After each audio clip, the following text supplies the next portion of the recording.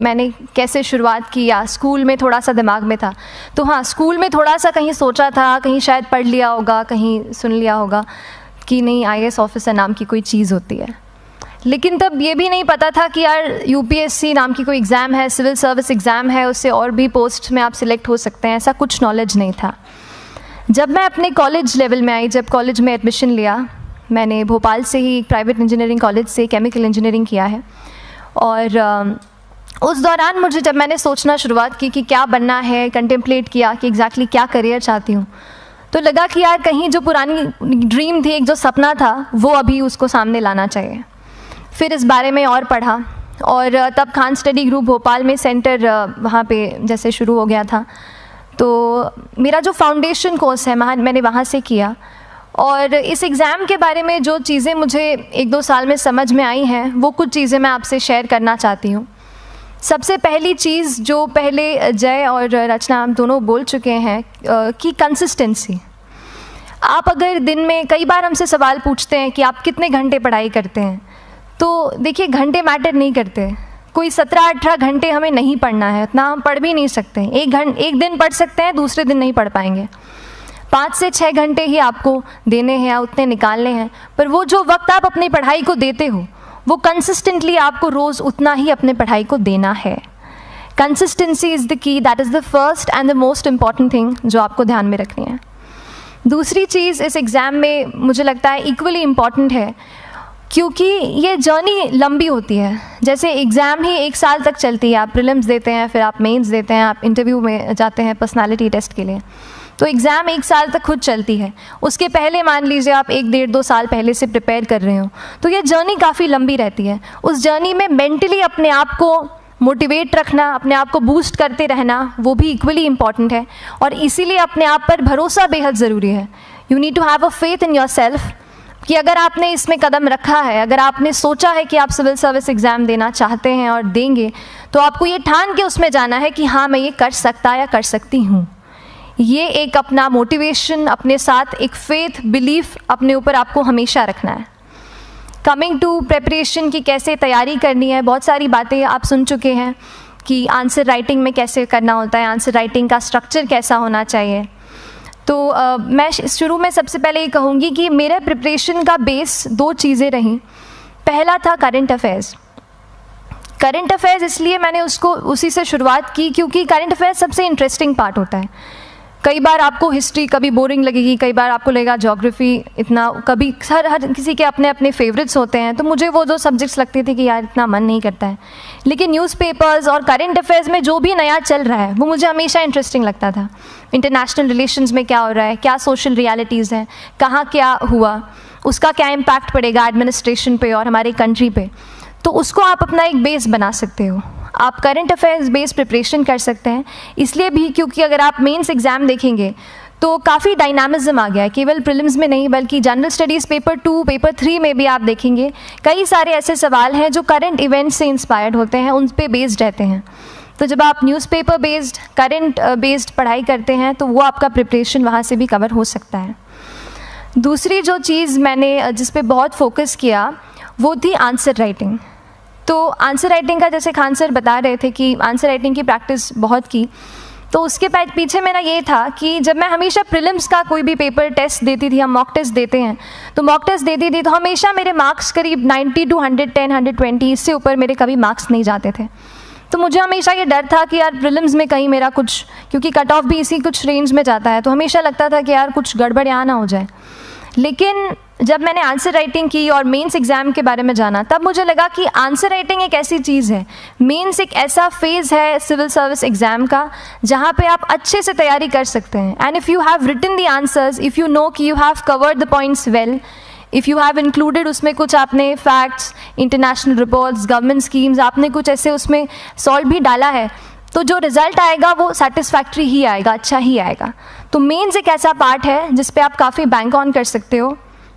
मैं जब personality test भी मैंने दिया, तो इस बार भी आप नंबर्स देखेंगे तो आसपास की रैंक के हिसाब से मेरे नंबर्स उसमें कम हैं, लेकिन it is just the general studies and the answer writing part, जो मेंस के जो वो है मार्क्स हैं या मेंस का जो एक फैक्टर रहा, वो मेरे लिए सबसे ज़्यादा इंपॉर्टेंट डिसाइडिंग फैक्टर रहा है। तो अपना एक्सपीरियंस यही बताऊंगी कि आंसर राइटिंग पे आप विशेष फोकस कीजिए। जैसा स्ट्रक्चर आपको बता ही चुके हैं कि इंट्रोडक्शन में कैसे आपको शॉर्ट रखना है, बॉडी एंड देन कंक्लूजन, उसमें छोटी चीज़ जैसे मैं अभी मेंशन कर रही थी, आप एक इंश्योर कीजिए कि देखिए जो भी एग्जामिनर आपकी कॉपी चेक कर रहे हैं वो दिन में 10, 15, 20 कॉपीज़ चेक कर रहे हैं, तो उन सब से आपको अलग कैसे आप अपनी कॉपी दिखा सकते हो, ये चीज़ आपका प्रेजेंटेशन और आप जिस तरीके से आंसर लिखते हो कंटेंट को, वो मैटर करेगा। आप इंश्योर कर सकते हैं कि आपके आंसर में कुछ फैक्ट्स, गवर्नमेंट की स्कीम्स, कुछ कमिटीज़ बैठती हैं, जैसे एक प्रिवेसी पे जस्टिस BN श्रीकृष्णा कमेटी की रिपोर्ट आई है, तो आप मान लीजिए आपको कोई प्रिवेसी पे सवाल आ गया तो आपने उन कमेटी का नाम कोट कर दिया। ऐसे बहुत सारी कमिटीज़ होती हैं। कुछ इंटरनेशनल रिपोर्ट्स आते हैं, वो आप उनको इनके बारे में लिख सकते हैं। इंडिया का मैप आप बना सकते हैं। मैंने सीख लिया था कि 10-15 सेकेंड्स में कैसे जल्दी से मैप बनाना है और उस पर कैसे पॉइंट कुछ करना है, कुछ लोकेट करना है। तो ये कुछ ऐसी चीज़ें हैं जो आपके आंसर्स को एनरिच करेंगी और प्रेजेंटेबल बनाएंगी।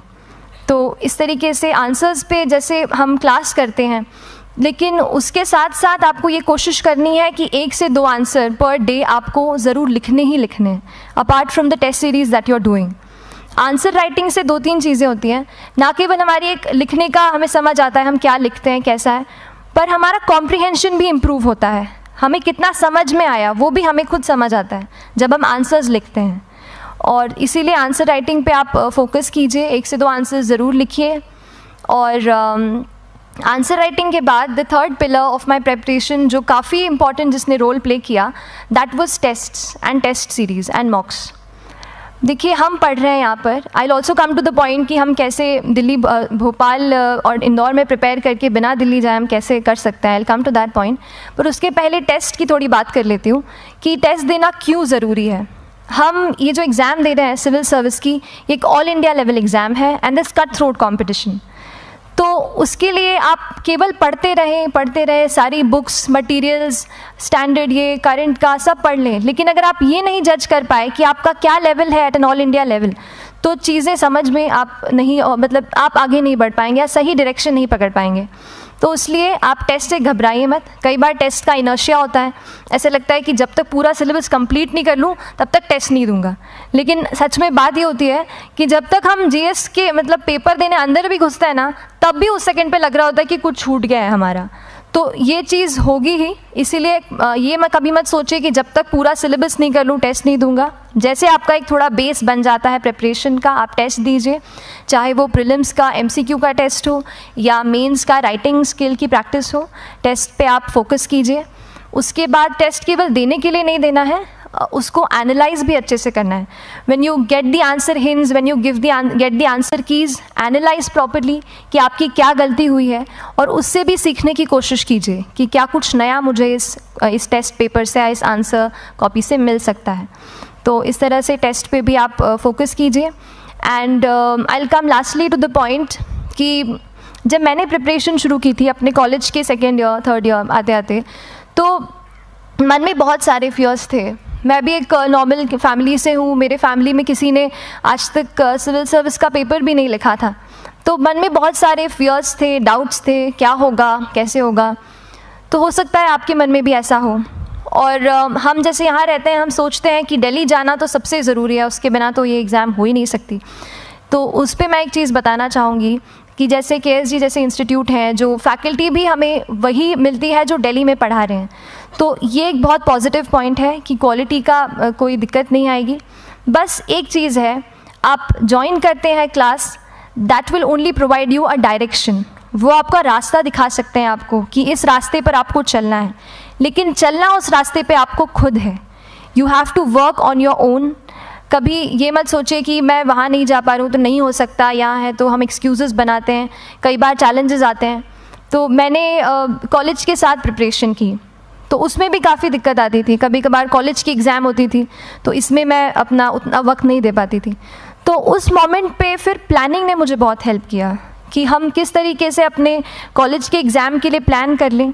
जैसे मैंने इंजीनियरिंग की है और मुझे पता है कि हम इंजीनियर्स 1 महीने से ज़्यादा पहले से पढ़ते नहीं हैं। पढ़ते हैं क्या? तो वो चीज़ आप ध्यान रख सकते हो, उसको अपना स्ट्रॉन्ग पॉइंट बना सकते हो। 1 से 1.5 महीना जब exam is approaching, I used to plan my entire syllabus का प्रिंट आउट निकाल के I used to make my notes. उस तरीके से उसको मैं पढ़ाई उसको संभाल लेती थी। तो whenever you are managing those things together, focus on planning, किस तरीके से आप एक माइक्रो प्लान बनाएं, अपना डेली एक प्लान बनाएं, वीकली टारगेट सेट करें और एक ब्रॉड विजन दिमाग में रखें कि ब्रॉडली आप मंथ्स में क्या कवर करने वाले हैं। अगर आप प्लानिंग अच्छे से करते हैं तो ज़्यादातर पोर्शन आपका वहीं से कवर हो जाता है। और